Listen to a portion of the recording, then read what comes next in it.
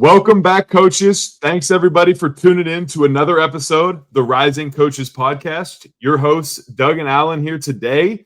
We are joined with none other than the assistant coach, one of the top women's programs around over at Louisiana State University, Coach Gary Redus. Coach Redus, welcome to the podcast. Thanks for having me. Yeah, thank you, man. NILSU is what they call them down there. NILSU, that's the nickname. I watched that documentary, man. It was pretty good. Big thing. It's a big thing. Like, it's an entire department. It's like branched off, and now like the nickname of NILSU is the brand. So it's a whole thing. It's really cool. From No, and I know you guys have been absolutely killing it. It's always fun to watch. And I mean, being one of the top programs, and from my understanding, you're one of the top recruiters. Now, I understand everybody recruits and everybody as a staff works together, but your experiences, your career, there's a lot of great things to be able to discuss, a lot of things. But before coaching, before we even touch on that side of anything, you played professionally overseas. I know you got to travel around the world a little bit. Started at South Alabama for your college career, moved on to China, South America, Middle East, all as a player. So just kind of talk about the international experiences. Like, what all did those teach you about the game? Is there anything that you learned throughout those experiences that really help you now as a coach? I mean, I think it taught me that while the world is so big, the basketball world is so small. I mean, I think that you go all of these places and you see all of these things, and you see a lot of the same people that you were seeing at camps. You get what I'm saying, in high school, or people that you even see now. Like, it's one of my old teammates is a coach down the road, and so I see him from time to time. But I think the main thing that it's taught me when it comes to coaching is that basketball is basketball. Like, being a good teammate is being a good teammate. Like, no matter the language, no matter the culture, basketball is still basketball. The way that you interact with people is still the way that you interact with people. Like, no matter what it is. I've been to multiple stops where I didn't know what anyone was saying. But once you get on the court and once you're playing, like, it's basketball. So we all speak that language, and it brings so many people together. And I think that's one of the coolest things about basketball. No, for sure, man. I think it's humanity. They say it's 6 degrees of separation. I think basketball is 1, maybe max 2. It's funny. I was just talking to one of our players about this the other day. I mean, we got 14 new guys here, and I just said, if 2 of you went to a park, which he kind of looked at me funny because guys don't go to the park anymore. Right. But I said, if 2 guys go to a park and you pick up 3 new guys, what's the best way to hold the court? Is to defend together and to share the basketball. And that's the fastest way for guys that don't know each other to get connected, which you probably went through that in multiple stops. Like, as you're trying to mesh a group of, often, you got your locals that are on the squad, but then you have a few Americans come in and you're trying to mesh all that. But my point to this kid was those things in basketball will always travel. Yes. And those things never change. If you defend together and share the ball, that's one of the quickest ways, not a surefire way, but it's one of the quickest ways to get connected as a group. Yeah, for sure. Did you find it to be difficult to go into a place where you didn't speak the same language? Now, I mean, for people to go international, and obviously there's international people who come over in the States to play. Like, did you find it difficult to really go play somewhere? Did you get a translator? I guess would be the first question. Yes. Good. In China, I had a translator. I had to have a translator. Everywhere else, I didn't have a translator. I would always have like one teammate that spoke fluent English. And naturally, that would be the teammate that I kind of grew closest to, other than my American teammates. It was crazy just because the language wasn't the hard part. Like, that wasn't the hard part. I didn't mind that. Like, we learned how to communicate. you know, on the court, off the court. You kind of you figured it out a little bit. They would teach me while I would try to teach them. And I think that was another one of the cool parts. I think the part for me, I come from a big family.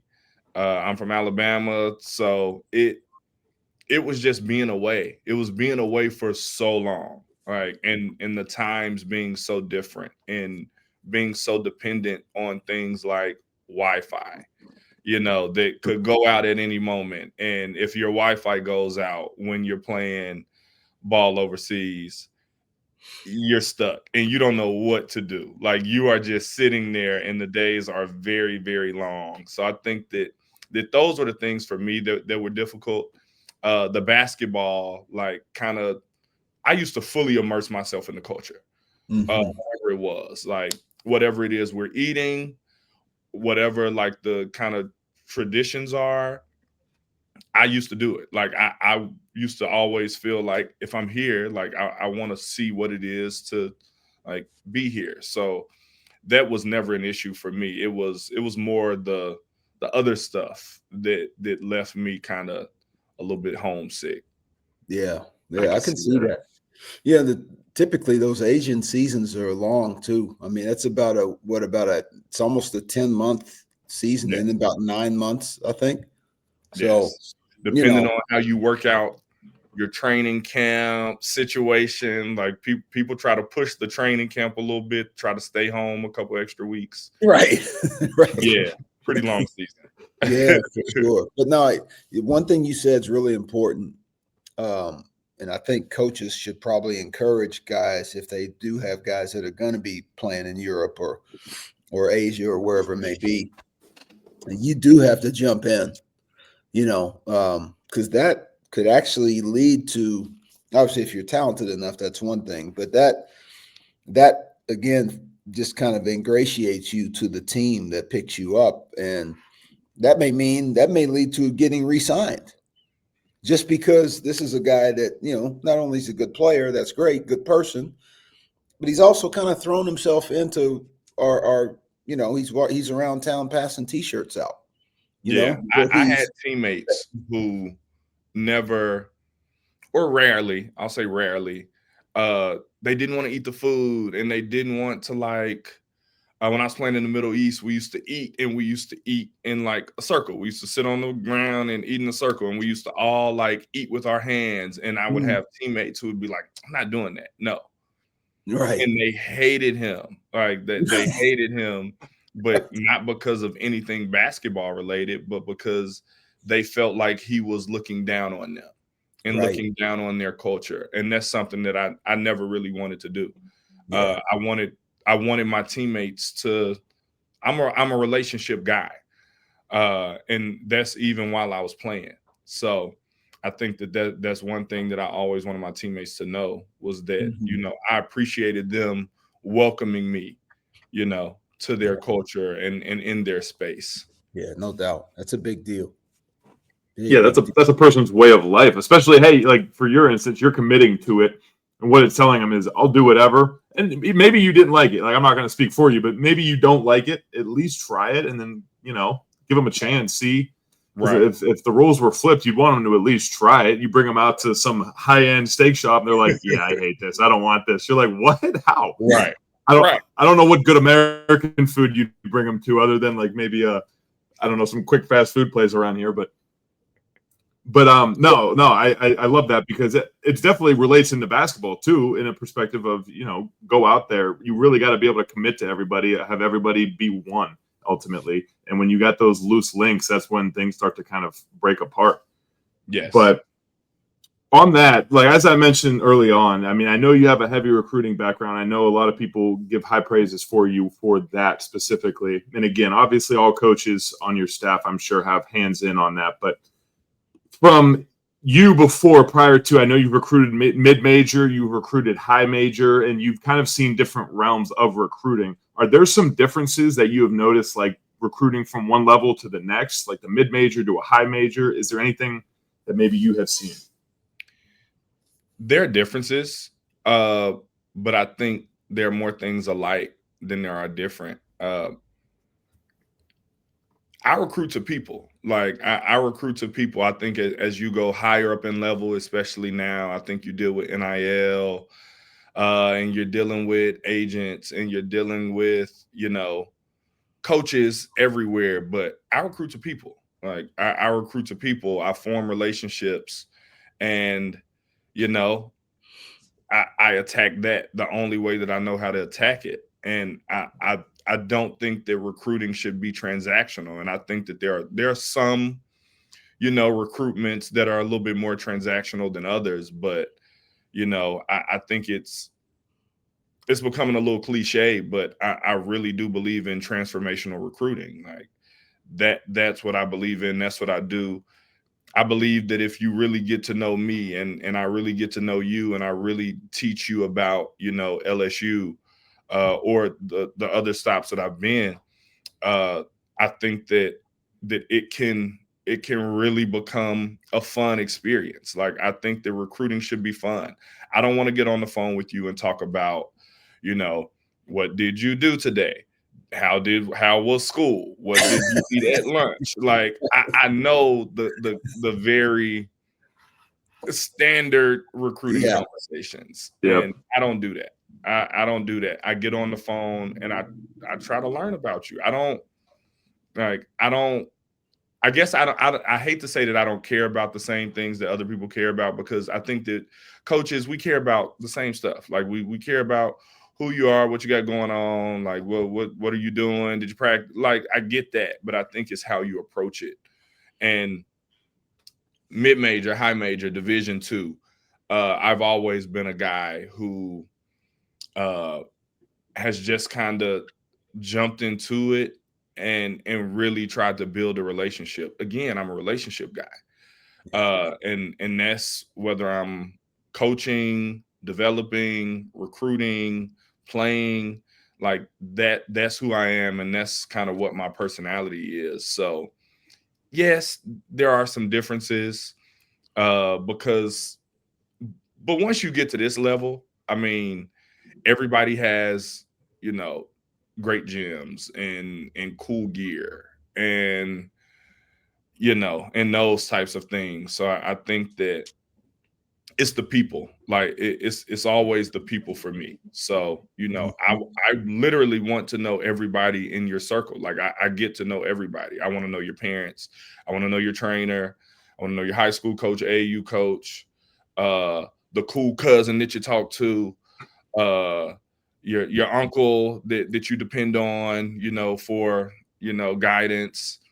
I try to really like become a part of your family, for lack of better terms. So No, that's so good, man. It's funny. We are in a transactional age right now, and so it takes a transaction probably for them to arrive, because again, you get on the phone and if it's not the right. first question, it's the second or third question is what's the number? All right, we understand that.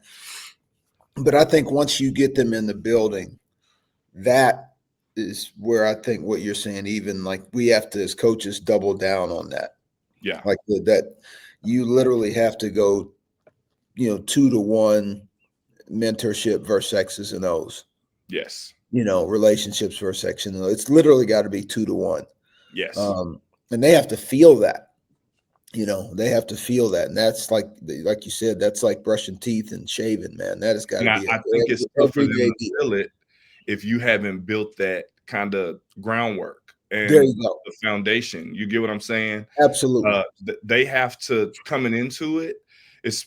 Once you get them on campus and once you have a visit, I think that makes that brings it all together. But I think to get them to really feel it and feel you and understand who you are, I think that they have to really understand who you are and Yes. what you are and why you are the way that you are. And I'm very open. Like I'm very open to all of that. It's funny, like I have a lot of recruiting conversations where my kids, I have a 6-year-old and a 4-year-old, and they are running in the room and they are yelling. and they are doing all the things that a 6 and a 4-year-old does. And my wife, she's trying to like get them because she's like, oh my God, you're on a work call. Like, you know, I got to come get the kids. And I'm like, it's fine. Like, Yeah, I want them to know it's real who I life. am. Yeah. Like Right. what I actually have going on. Like, There you go. I make a lot of recruiting calls. I go pick up my kids from school. And during the commute back home, I make a couple calls. Like, and during those calls, like, my son may be he knows it, and he knows everything. Like, he knows everything. He knows every recruit. He knows like what position they play. He wants to say hey to them. He wants to know the background information. Like, his mind kind of works like mine. So, and the kids know him. So when they come to campus, they're like, okay, where's Gio? Like, am I going to get to see him? Like, what's going on? But that's like, really, really how I attack it. Like, I want you to get to know like me. Like, I want you to get to know G. Like, I start off as like Coach Gary Redus from LSU. Like, I start off as that. And then it kind of goes to, you know, Coach Redus, and then it's Coach G, and then it's eventually I tell them all the time. I'm like, listen, man, like, I'm G. Like, I want you to get to know G. Like, there has to be the respect thing, but I don't get too caught up in that. Like, I'm G, and I want you to get to know me. Yeah, no, that's a big deal, man. It's everything you're saying. I'm going through that right now, speed dating style. Right. Because they're kind of recruiting me in a sense, because I just got here, so I didn't have the chance to bring anybody into the building to recruiting. I'm literally getting recruited by our players. You know what I mean? It's completely opposite. Yeah. And again, it's the same thing you just said, man. Literally, like right now it's Coach Major, you know, and then eventually over time it'll be Mage. And that's it. That's all but it's in a speed dating fashion, and we got 14 new players, 20 total if you count walk-ons. We got a big group. And so it's like, you know, it's literally like reality TV, man. You got that many people under one roof, and you're just trying to you're trying to find out a little bit each day about each guy, and you know, you can't rush it because then it feels false, right, and fake. So you have to be intentional without being, you know, like you said, just the fake fluff stuff, right? You know? So, but anyway, again, you know, I'm not complaining. This is a good problem, but it literally just matches everything you just said about how the ultimate moral is we have to really be intentional about helping players feel where we're coming from. And, you know, I heard it said great one time. How do you spell love? T-I-M-E, you know? And so that's a great way to spell it. And every guy needs that, and lady needs that in their own way. So you mentioned this early on, and I wanted to circle back on it. You said about like getting guys on it, or guys or women on the campus, and letting them see your facilities, letting them kind of like really open up. And I mean, I think that's phenomenal. Now, let me ask, do you think getting people onto campus now is as detrimental as it was before, or is it like a needle mover? Because I know before, and I guess obviously at high major, you want to show them the facilities. You want to spend a whole weekend with them and let them catch a game or something like that. So maybe it's a little different then. But the reason I asked, I was talking with a Division III coach recently, and he said getting people on the campus isn't as much of a big deal now as it was before, because a lot of times people commit, especially through the portal, I'll say, maybe not necessarily through high school, but through the portal. People like, they don't necessarily see campus. They're just more like they're what can we do? Like, how's the program? They look into that kind of thing. Do you feel like that's something that's kind of changed over time, or?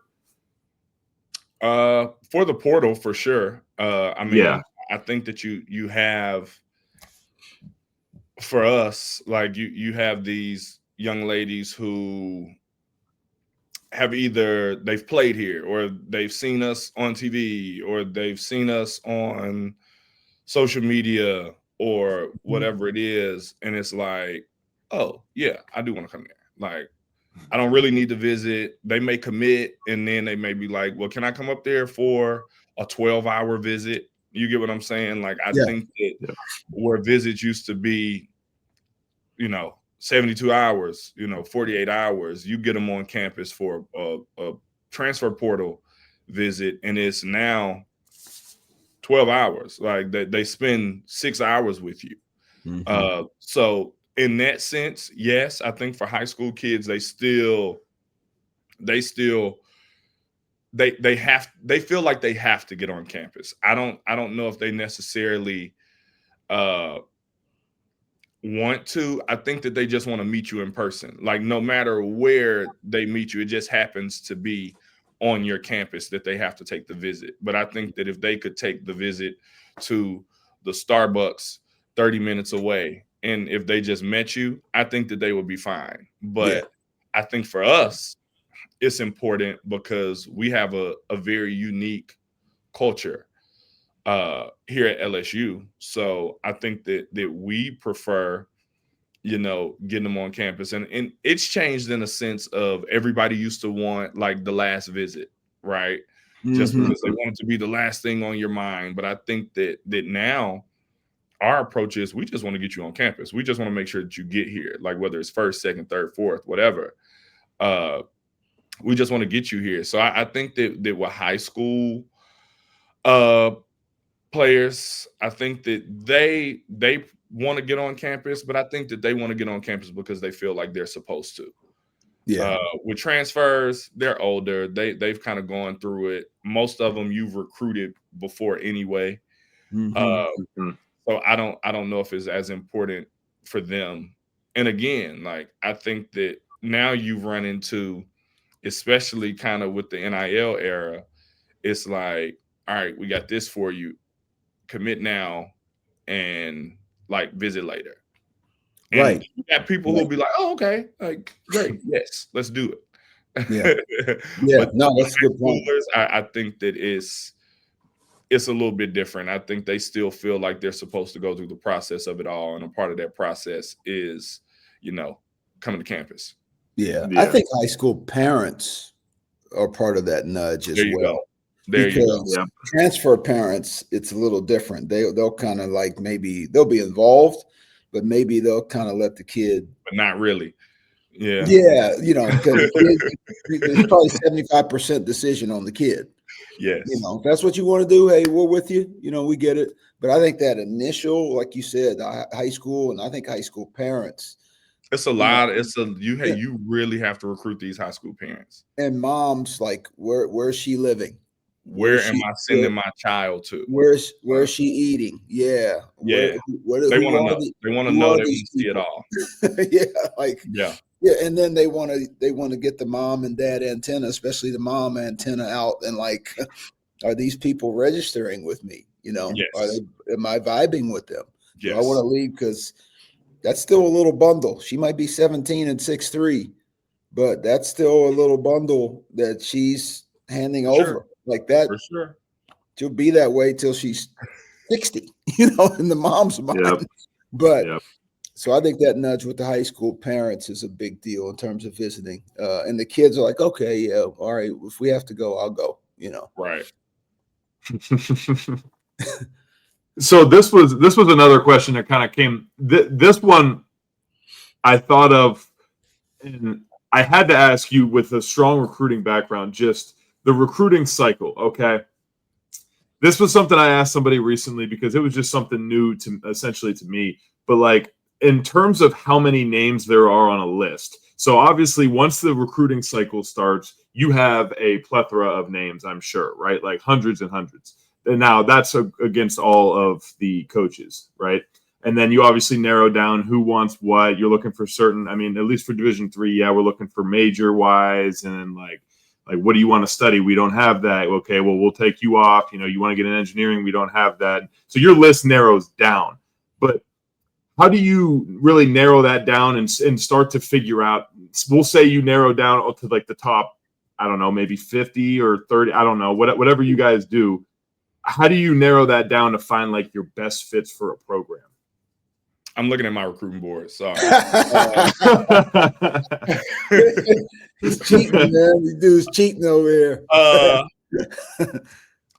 We never have that many names. Like when you said hundreds and hundreds, never. No, well, okay. Never. For us, never.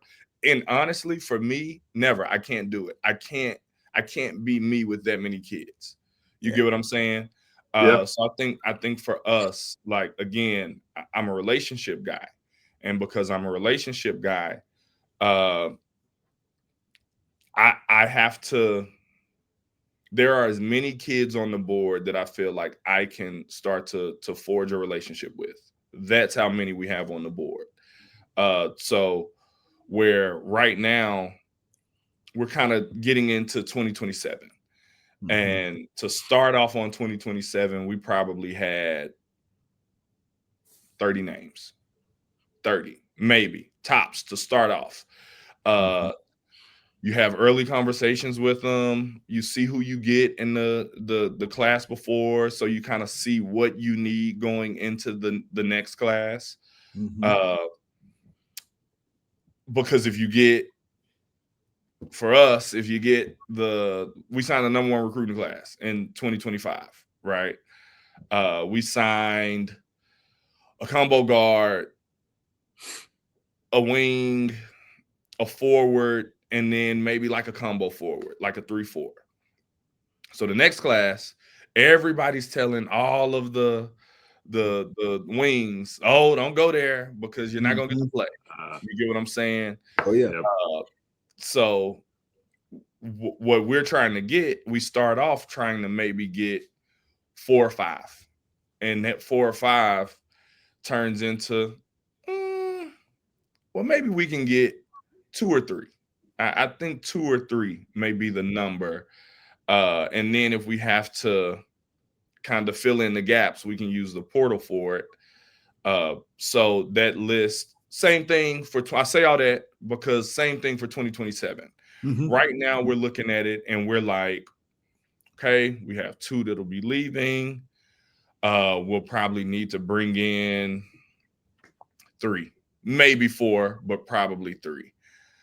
We have 1 that we feel really good about. So we probably don't need to recruit that position really strongly. So let's look at the other positions that we need. We know that we need this. So let's recruit 2, 3, 4 of them. Mm-hmm. And then we may need a wing at the same time. So let's figure out, to start off, let's put the best 5, 6 on the board. So that list goes from 30 to about 12, 13 really fast for us. Yeah.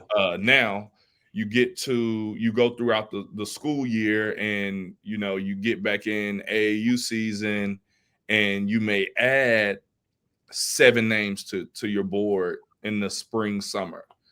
But while you add those 7, you may take off 4 or 5 because not much communication, not a great fit.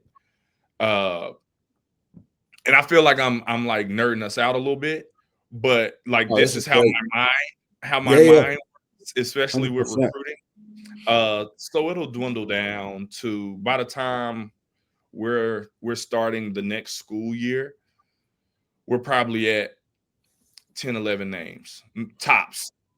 Yes. And I feel even better if it's at around 7 or 8, because I feel like with those 7 or 8, they can really get the best version of, not just myself, but myself and LSU. Like, and then if there's another 1 or 2 that we're kind of slow playing, that kind of is what it is. But I feel like around 10 to 15 is kind of the sweet spot, I feel like, to have on your board as you're going into the next year.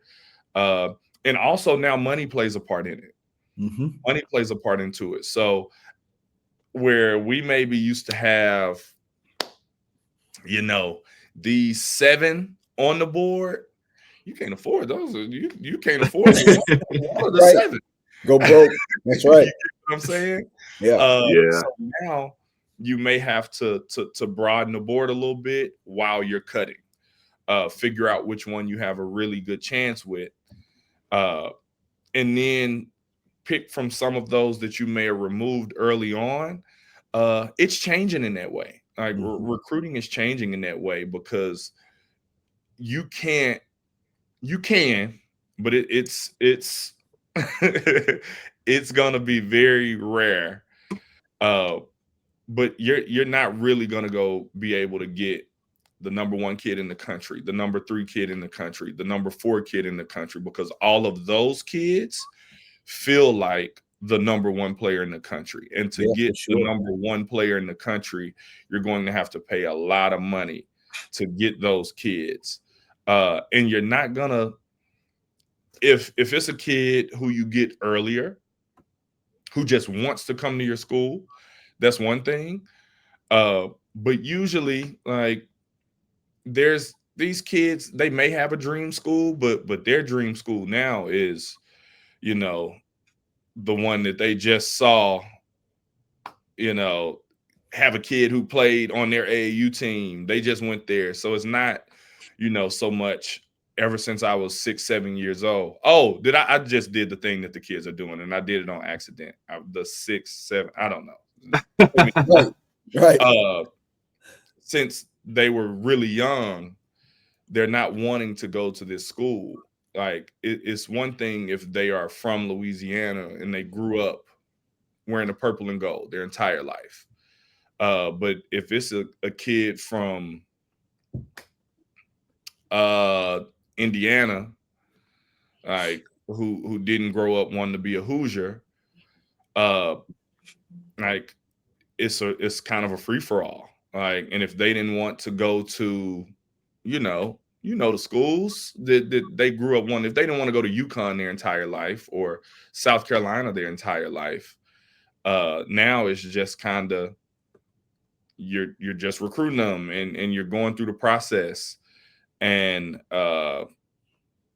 yeah, I think that it's different. It's different, but to kind of circle back, you're just trying to work through your lists and kind of doing your due diligence. But I think for us and for me, that number is, quality is much better than quantity. It's always much better than quantity, because they can get the full scope of you.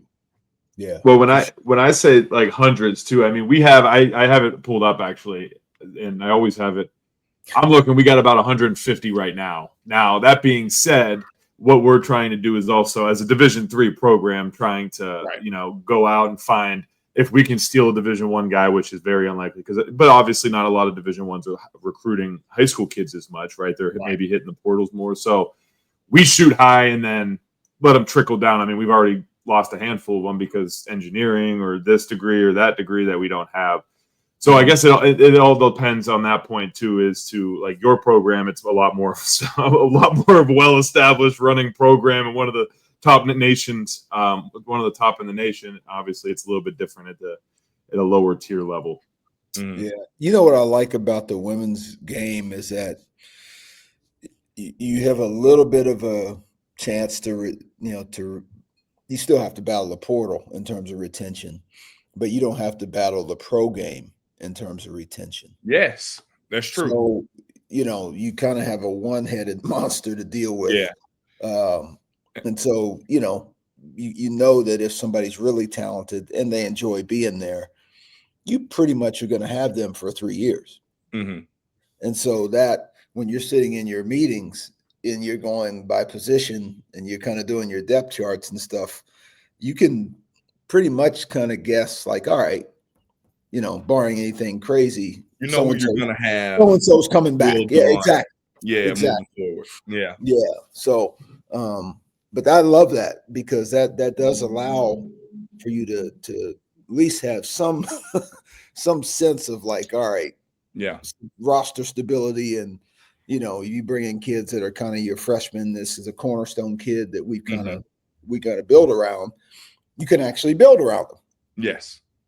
So especially for us, we recruit high school. Like, yeah, we really want to recruit high school, and use Right. the portal to just fill in the gaps. There you go. Yeah. As opposed to the opposite. It's a lot of people who do the opposite, who Yeah. really, they use high school and they really target a couple high school kids, and they may sign one, and then they're signing 7, 8, 9 transfer portal kids every year. Mhm.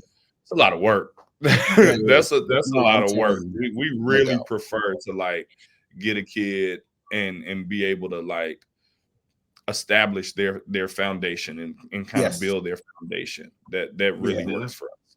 No, I love that. That's, well, in the NBA, it's the same thing, right? It's draft and develop versus chase free Yes. agents. I mean, it's the same thing. So, Yes. and the teams that have been playing recently in June have been draft and develop teams. And I know the CBA has changed, and the second apron and all this, legal stuff has changed in terms of salaries, but Right. you can see the league going, the super team stuff is out, right? And so now it's more draft and develop, build depth, right? Mm-hmm. Build quality depth, have great faith in 8, 9, 10, 11 in terms of who are down the line on your bench. And so, but yeah, I just love the fact that you guys at least have a chance to have some stability, from a retention perspective. Yeah. Well, Coach, one thing too, I'd love to just learn more about the rise from, one, you've been a part of LSU's rise ultimately being a national powerhouse, right? And so just what are some of the behind the scenes things that maybe people with like fans or somebody wouldn't necessarily see?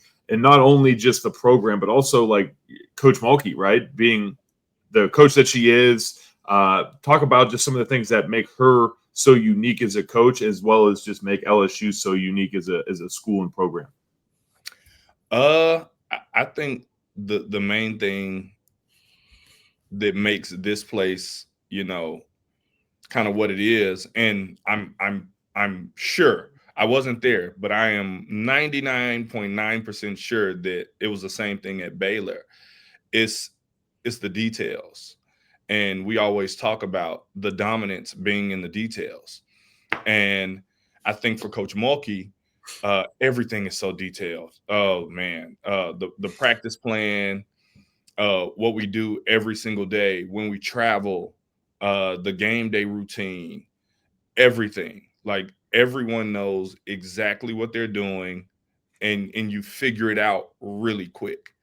When we go into practice, when we start official practice, like everyone is new and they're all trying to figure out, okay, what's going on? It takes them about 2 weeks, and then they know the structure, they know the routine. So now they can do it fast. And I think that Coach Mulkey is that way with everything. Like everything is really detailed, and everyone is held to a certain standard. And that standard is here, and she does not waver on that. She doesn't care who you are, what your role is, what's going on. Everyone is held to that standard. And you stick out like a sore thumb, honestly, if you aren't meeting that standard. And I think that's kind of the reason. I think that the parts change, whether that be coaches, players, managers, support staff, like those pieces change.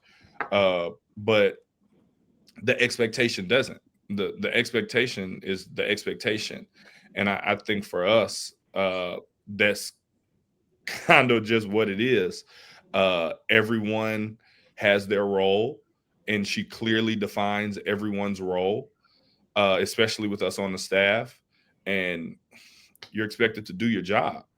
And it's really that simple. Like she doesn't micromanage. She doesn't come in here and say, hey, let me see your recruiting board. What's going on? Where are we with every single kid? No, like she expects me to get it done. And I love that. I love that because I just want to be able to do my job. Like, she gives me things that she's looking for. She gives me, kind of her feedback early on, and then we need this. Whether if it's player development, like we need this, like. But now she knows that I've been here long enough. She doesn't have to tell me. I know already. I know exactly what we're doing, and that is why we've been successful, and that is why she's been so successful all of this time. Because once you're here And she doesn't have much coaching turnover either, because I mean, it's a situation. It's hard to leave this situation. It's not many places to go once you get here with her. So it's the details. It's the details. It's the accountability. She doesn't micromanage. So it's a really good work environment. And she allows everyone to kind of play to their strengths and just kind of do what it is that you do. Well said. Yeah. Well, no, I mean, it obviously is working. Yeah. No. Well, I mean, being there is better than 85% of probably the head coaching jobs that you could get. And your day is coming with that. And, you know, I'm not trying to launch you into the head coaching stratosphere just yet, but the idea is, you know, we've said it out here before. Mark Few at Gonzaga says it all the time, you know, don't mess with happy. Yes. Yes. You know, if you're in a great spot, man. I mean, that's if you're, you know, who was that, Doug, that gave us the 3 Ps? Was that Marcia Fries, I think, at Georgia Tech? Yep. And she just basically said, you know, it's about the people, the purpose, and the place. And if those 3 things are lined up and you're lined up with those 3 things, and usually if the people are in great shape in terms of who you're going to be with, you're going to be, the purpose usually follows because the people are the right people. So typically the people and the purpose are connected. And then if you have a chance to be in a great place, which you are, then that's when it's magical, right? Because it's like, you're right. What are we talking about here? This is great. You know, something better be really obvious to drag you out of there for sure. Yes. Well, Coach Redus, I guess the last thing we have to do is there's one question. Usually we like to kind of tie it all up, and really just bringing you back. You finish your playing career going into West Georgia. If you could give any advice to your younger self starting in the coaching profession, from everything that you know now, what piece of advice would you share? Oh man. It's funny because I still feel like that guy. Like I still feel like the guy who was going to West Georgia. Didn't know anything about coaching. I just knew that I just still wanted to be around the game. I think probably the main thing is don't rush it. Like don't rush it. Everything kind of happens how it's supposed to happen. You'll be where you're supposed to be always. And I don't know, man, just don't like I remember being back at West Georgia, and I remember, you know, being at Delta State. And I remember I was just talking to my sister about it yesterday. And I asked her, because we were talking about, I think, a step up that we went to a long time ago when I was still at West. That's the Felicia's Felicia Allen, from Johnny. The agent that runs it's a spring thing called a step up, Doug, which is like almost like a retreat for coaches and ADs and executives. So, people, to network, to do all of those things. And my sister was saying when she went to it a long time ago, a couple of coaches, you know, took a couple of the coaches, a big group of them, and took them to lunch and poured into them and kind of did the mentor thing and was just trying to help them out. And I was telling her, I was like, I feel like I may need to do that. Like, I feel like I have something now that I can give back, but that's crazy to me because I remember, you know, being at West Georgia and being at Delta State and even being at Vanderbilt, and being one of those coaches like who would see the other coaches that I've seen on TV and that I've seen like in these games and winning championships and doing all these great things. And I would look at them and I would have such admiration for them just because of kind of where they were. And I didn't even think about the journey and the process of getting there. And I think for me, I don't feel that way, but I get that I'm in that position now. Like I get that I'm one of the more recognizable coaches on the women's side. And I think that I would just tell myself that be patient, enjoy, because it was so different then. It was so different then. I used to be able to tweet freely. I could tweet away. I could be on socials, just kind of having a good time. I could recruit and I could just do my thing with no pressure. The only pressure that I used to have to deal with was the pressure that I used to put on myself, but there was never any external pressure that I would kind of feel. So I would just say enjoy this time, enjoy the time where it's more about, and I didn't feel this way at the time, but it was fun then. That was so much fun. Like it was so fun to like try to figure it out, because I was literally just trying to figure it out. I was going through it, and I was, learning how to recruit. And I was learning how to recruit by just kind of being myself. And I was learning how to coach by just being myself and going to practices and having conversations with people and doing all these different things. And now to have people like kind of reach out to me and want to like know what my journey is and know like specific things that I do, it's so rewarding. And I never ever want to be the person that doesn't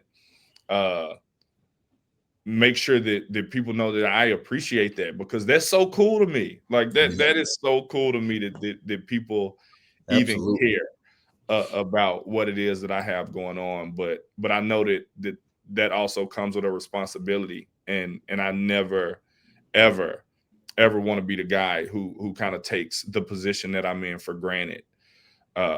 So yeah, I think just telling my younger self that like enjoy this part of it, like appreciate this time and learn and continue to learn, because I'm still learning. Like that's kind of, I am on a constant journey for knowledge.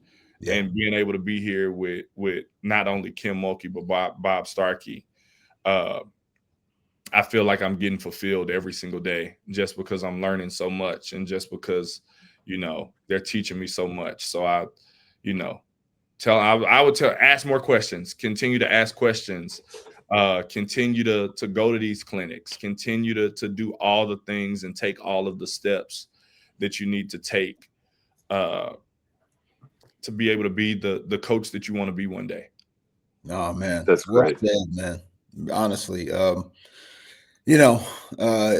you kind of describe why me and Doug do this, because obviously Doug's having his experiences as a young coach, and he's at a great school and just went to the NCAA tournament. And I just kind of re-entered this thing after a gap time period. But like this pod for us is that same obligation that you kind of have right now, So that's why we bring people like you on, because we don't bring everybody on that ask us to come on, because we do our research and make sure they're the right type of person that's going to promote what we're trying to be about, which is a lot of what you just said.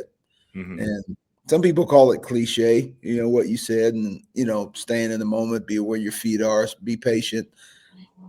I don't like to use that word cliche, because cliche kind of implies that it's okay. Yeah. It's not that big a deal. It is that big a deal. It So is. it's not a cliche. It is that it really big a is. So I'm glad you said that, because again, if this hits one coach when this drops 5 weeks from now or a month from now, that's enough for me and Doug. It'll resonate with more people, but it will, what you said and what you've been through, your journey, it's going to hit a lot of people right upside the head. And we take great pride in being able to deliver that message. So this has been great, man. Dougie's about to land the plane, take us out of here, but we just really appreciate your approach to this game and to this profession, because it's truly you're about the kids and you're about what's right in this business, and we can't have enough people like that. Yeah, this was great. I appreciate y'all having me. I always say I love basketball, and I want to just give back to the game that gave so much to me growing up. So I really appreciate y'all having me. This is great. I did my research before coming on. I went back and watched a lot of these. So this was great. I love what you guys are doing. No, we appreciate that. Yeah. No, and just to kind of go back, I mean, I just want to say everything you did. Like, there's a lot of times where people will say, like, I don't know if my advice was that great. It was phenomenal. It really was. Because the patience aspect, I mean, again, I'm in the Division III side, as I said, and I feel like so many people just, you talk to them now, and at this level, they're just like, how do I get out of here? How do I get out of here? And it's just, you just got to realize, I mean, I've been in it now this will be my 4th season. It's like, but I'm enjoying it too much. Yes. Like, you get your foot in so many different things. So many people want to be able to make it to the top tier. And you said it yourself, right? Once you get to those high major schools, don't get me wrong. Yeah, there's a lot of glamour. You worked your tail off to get there. But it's like there's a lot more pressure with all that glamour too. And not a lot of people can handle that pressure, and they don't realize it. They think you're just sitting on a bench talking basketball, and you got all these shining lights around you. I feel like that's what everybody thinks. Like, you got to be able to be prepared for that situation. And if you're not doing it when there's not as many people in the stands at a Division III, how are you going to feel when there's thousands of people and cameras? You got to be prepared for it. So the patience, that hits home perfectly. Yeah. But no. Thank you very much for being on here. We really do appreciate you, and yeah, I'm sure we'll be in touch at some point, be able to reconnect. But then just look forward to seeing how you and the team do this upcoming season. Hey, W, when you say go Tigers, you better spell it Geaux. Geaux. I understand. You better get it right. There's no GOs in Baton Rouge, man. No GOs. No. There's a G down there, but no GOs. Put it that way. Nice. I like that. Yeah, there's a G down here, but there's no O in it. I like that. Man. You spell it right. You better spell it right, say it right. So, no, we Coach, appreciate you. Yeah, this was great. Yes, sir. Thank you for being on here, sharing everything. And everybody out there, that does it for another episode of the Rising Coaches Podcast. Thank you all for tuning in. Again, Alan Major, Doug Caputo, all you coaches, keep working, be patient, and keep rising. Talk to you all later.